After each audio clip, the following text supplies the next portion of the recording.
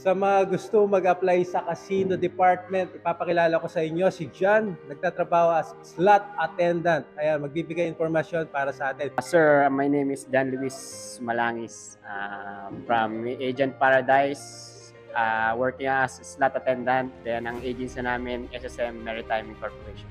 Ilang taong ka nang nagtatrabaho dito sa Agent Paradise? Going to 2 years na po, sir.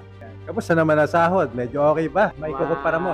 So okay naman yung dito po, sahod. Kasi may mga disadvantage, advantage din naman kumpara din sa atin sa Pilipinas. Kasi sa Pilipinas, pag noon nag-work, gastos ka sa pamasahe, mga bills, nung wala kang bahay na permanente, nangungupahan ka ganyan. Pero dito, okay naman, libre pagkain, naka-aircon ka, swabing-swabe naman.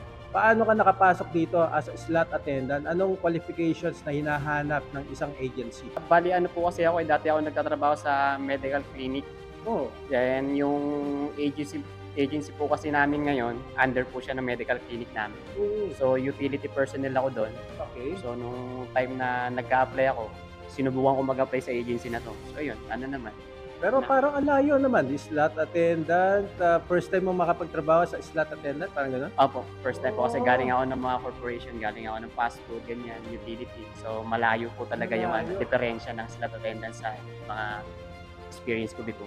So meron palang ganito pagkakataon na kahit na yung working experience mo ay hindi related, ay makakapasok ka rin pala dito sa cruise ship. Maraming salamat dyan and God Thank you, bless. sir.